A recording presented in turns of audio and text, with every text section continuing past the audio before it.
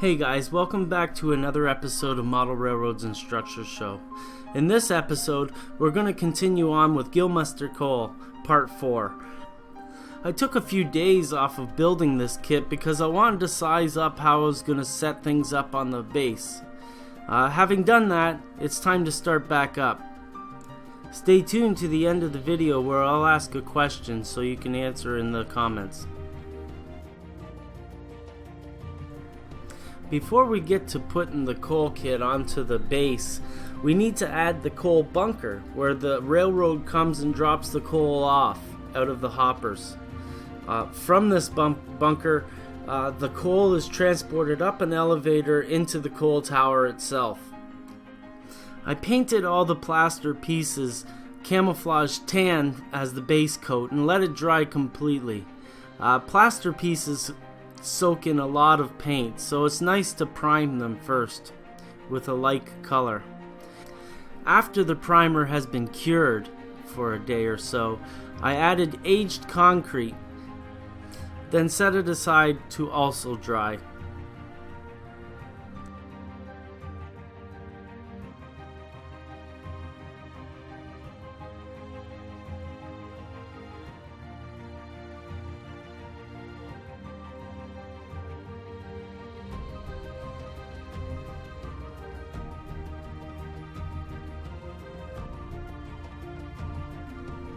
I'm using a 2-inch thick blue foam base for this project, and its size is 2 foot by 2 foot square. I'm adding a few buildings that I'm working on at the time to, just get the feel of where the coal tower fits in a city block.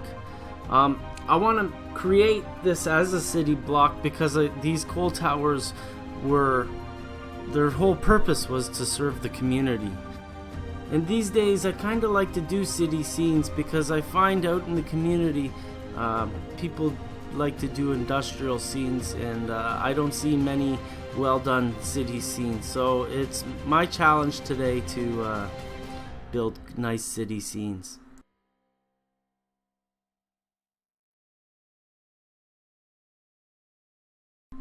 The rule of thumb for city placement is to take your time, try out a bunch of different angles, get your camera out and try to take a photo of what you're trying to put together here. You know, it's real easy to hide a model all too effectively behind another model, and that's not my goal here. What I want to do is I want to build a coal kit that it can be photographed from all 4 sides and still be seen. At the same time, I want the model to look so busy that if you don't look in the right spot, that coal tower will be hidden, as well as a bunch of different scenes that you can find throughout the model. A model isn't just one scene. It's probably to me, it's about 6 or 7, sometimes even 20. This is a 2 foot by 2 foot base, so I have a lot of space to capture the day-to-day city life. There's a lot of people who live in a city block, and I have every opportunity here to depict that in miniature.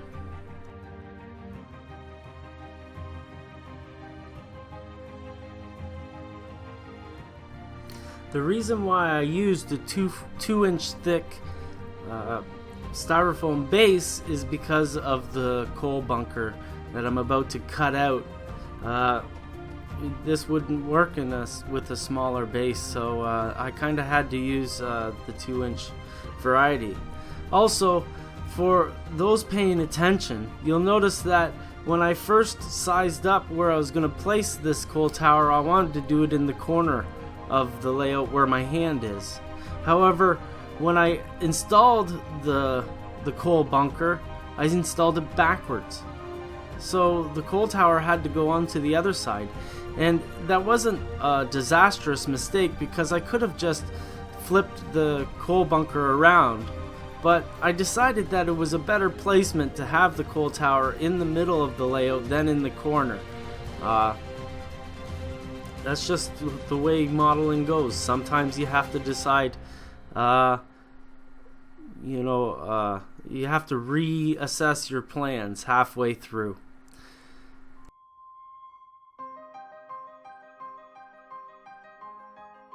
Personally, I think it works better in the middle of the layout because it gives me a lot of space for various different things. It kind of constrains the buildings I can put in beside the coal bunker, but we'll get to that when we get there. I'm just fitting it into the layout here, and I'm gonna have it sit up a little bit because I'm gonna put in my own railroad ties. I'm not using pre-engineered track. I'm gonna hand lay my own track here.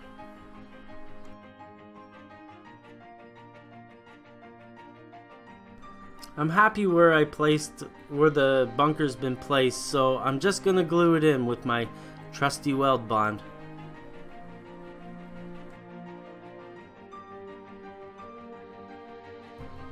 I'm gonna let the glue sit overnight so it can really cure. I don't want the coal bunker to move now that it's been placed in the layout. Also, make sure that the coal bunker is flat. We don't want it to be crooked in any way because the trains are gonna run over top of it, and you know how trains will show you when you have a uneven track surface. So this is the point where you're witnessing me figure out that I've put in the bunker the wrong way. Unfortunately, or fortunately. But again, I say it's no big deal because you gotta, when you're working artistically, I'm not building a prototype structure here, so I'm working artistically and freelancing, and what I want to do is I want to get the best scene, and I'm walking around the table right now and figuring out the fact that I've got the bunker backwards and that it's a good thing because I'd rather the coal tower in the middle anyways. Fully decided on the placement of the coal tower. I want to get the coal bunker cleaned up before we get the coal tower glued into place, or not cleaned up. We want to dirty this. Best believe we're gonna dirty this up right now. So what I'm gonna do is I'm gonna grab my Indian ink and alcohol mix. I see a lot of people who have different ideas on what Indian ink should be. Some say that you shouldn't use 70%. Some say it doesn't matter. I'm in the boat that it doesn't really matter when it comes down to it, because when Indian ink doesn't work or is not gonna work, I'll just use my oil weathering solutions anyways, or powder weathering solutions. Indian ink and alcohol is an old school method that is complemented by many more techniques available today.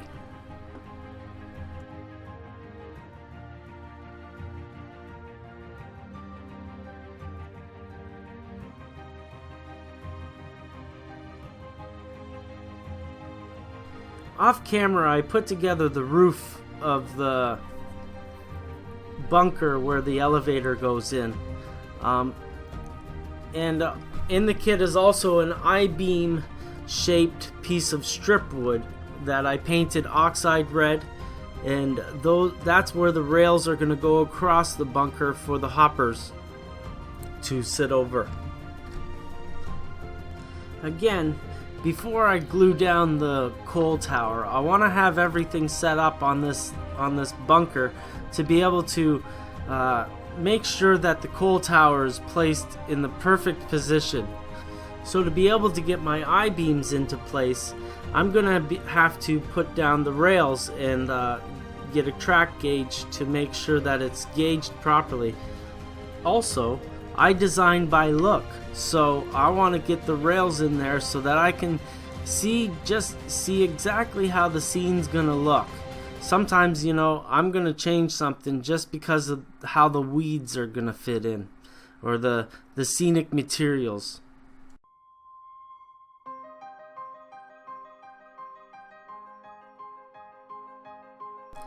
Expert track layers at this point will probably start to shed a tear at the way I'm putting these tracks together. I don't know really, because I'm not an expert track layer. However, what I'm going to do is I'm going to glue in the first side. I'm going to put a set of wheels on one side of the bunker, and then I'm going to put a set of wheels on the other side of the bunker. And while the glue is drying, I'm going to use the tweezers to make sure that they are the right distance apart. After all, this is going to be a dead-end track, so there's not going to be any running trains coming through here, and I imagine a derailment every now and then in a section, a not maintained section like this would be fairly common.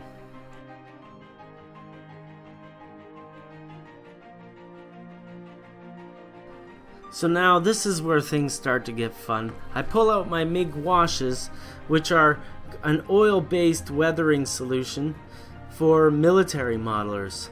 I'm going to use the brown first, and then I'm going to come back with the black.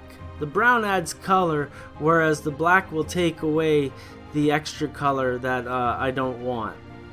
You know, the brown will mimic like a rusted solution, and the black would be oil or creosote from the coal. I'm just gonna hit all the surfaces with the brown, and I'm gonna come back and hit the rest, and hit around where the train goes over top and where it drops the coal black. So basically on the outsides is gonna be brown, on the insides is gonna be black.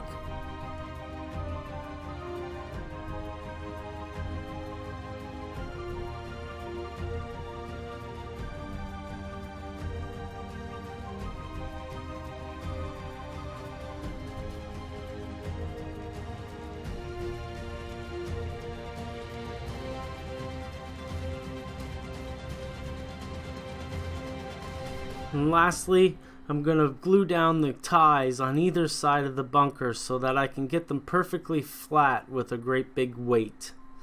I'm using weld bond glue to glue the ties down to the scenic material, and getting a helping hand from Jess as we can see.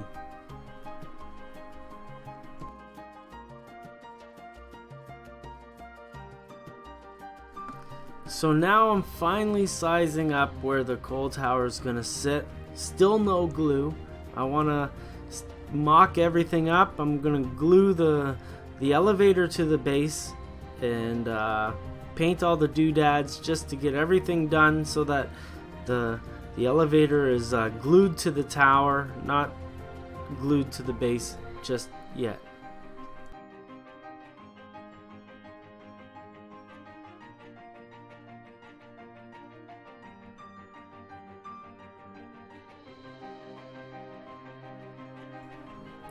There's all kinds of little parts that still have to be added to the coal tower, but they couldn't be added before because the elevator goes subsurface, so the coal tower really couldn't stand up straight with the elevator on it. So I'm adding the parts and painting them as I go. After everything's glued in, I'll start weathering it.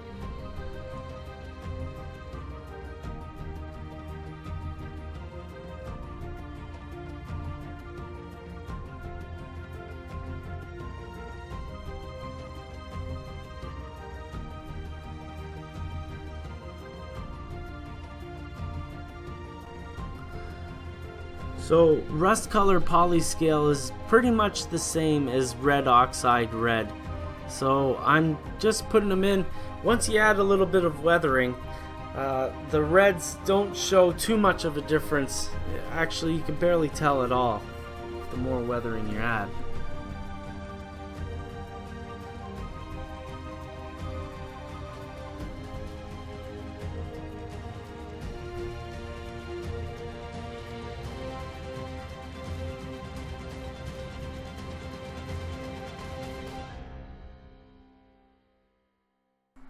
However, we're just going to finish things up here. Like I said, we're going to have to add windows to the hoist house above.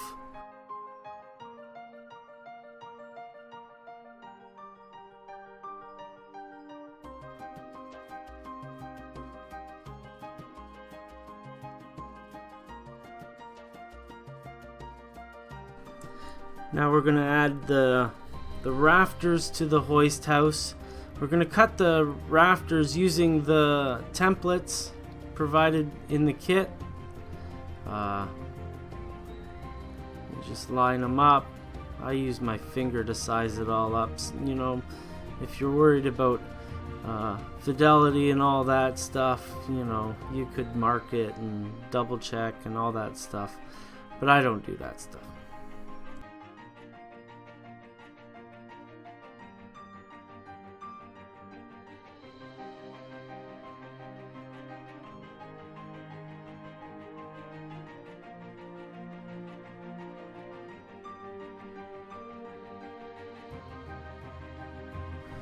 Once the rafters are glued to the hoist house, I'm gonna use CA to glue the metal to the wood. As some people may know, it's really hard to glue metal to some mediums, plastic for instance. It's a really hard task to do. Some people say to use 5-minute epoxy. I just use CA, and then I tell everybody, don't touch.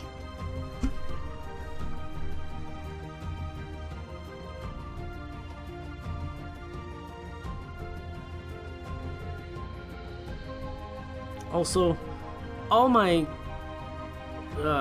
metal sheets are different sizes, but we're overlapping these, so it doesn't really matter. Okay guys, so another episode of Model Railroads and Structures Show is in the can. That's the completion of Gillmeister Coral Part 4. The question for today's episode is, do you like voiceover to videos, or do you like live build videos? Leave your thoughts in the comments. Please like, share, and subscribe if you like the videos. Also, if you want to support the show, please check out patreon.com/Ron Perry. And as always, thank you for watching.